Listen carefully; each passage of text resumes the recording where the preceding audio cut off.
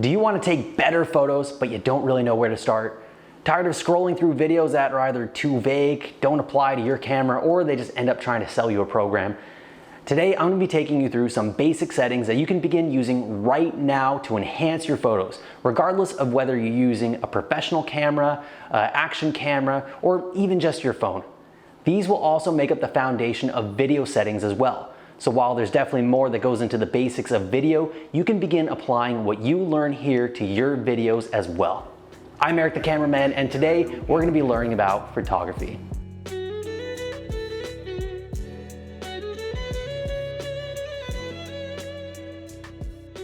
Now before I get into the settings, the camera I'm going to be demonstrating with is my Canon 7D. This is the original model, so if you're following along with a newer model DSLR or a different camera entirely, the exact placement of the settings will be different, but the basic principles will still apply. I've had this camera since early 2010 and I love using it, and it really shows the longevity that DSLRs have. Now obviously some of the smaller elements need replacing and upgrading over the years, but the camera body itself still works great. In fact, this photo behind me of the Goo Goo Dolls I took professionally last year on this old camera, working at Innings Fest as a camera op and photographer. So as an investment, you really can't go wrong with a good camera. Now let's get into the camera settings. There's 4 basic functions that you'll need to know to take off the training wheels and get you away from all those auto features and start taking some awesome photographs. Those are shutter speed, aperture or your f-stop, ISO, and white balance. The first 3 will have an effect on how bright your image is, but in different ways. And the last one will affect the color of the image. First is shutter speed.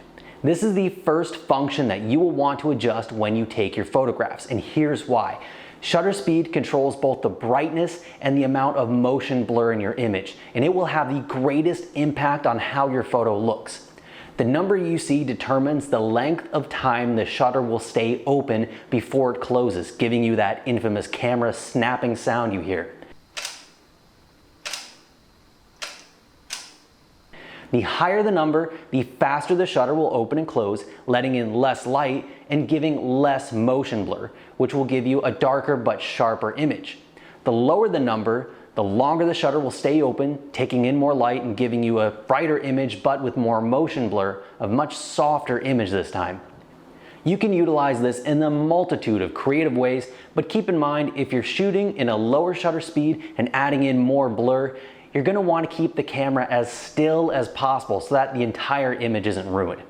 Now after you adjust your shutter speed, you will want to set your f-stop.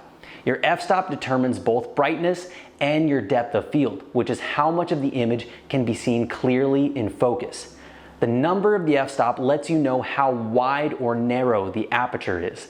The lower the number, the wider the aperture, letting in more light, giving a brighter image and a more shallow depth of field, meaning less of that image can be in focus.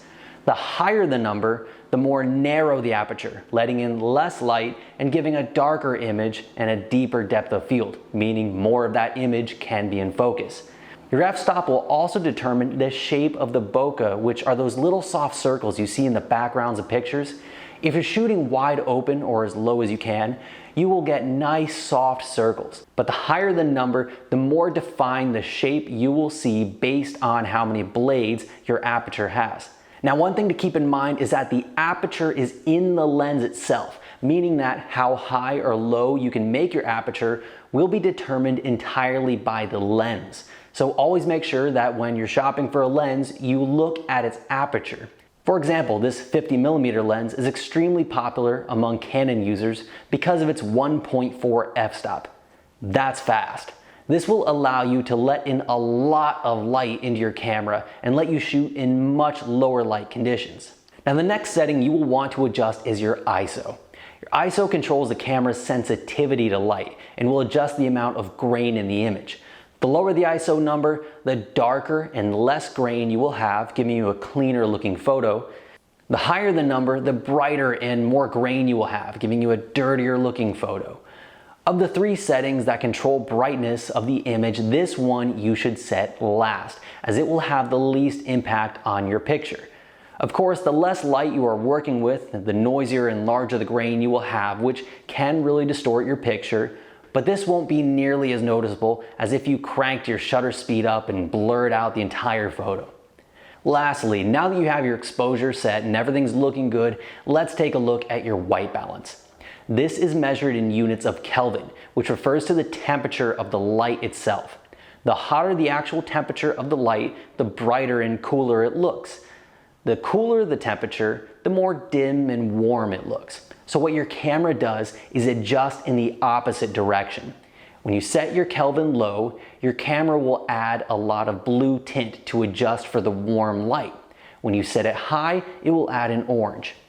Now, it's generally suggested that daylight should be set around 5600 and indoor household lighting should be around 3200 Kelvin. But these don't really account for all the little variables like amount of cloud cover or the types of bulbs that are used in indoor houses.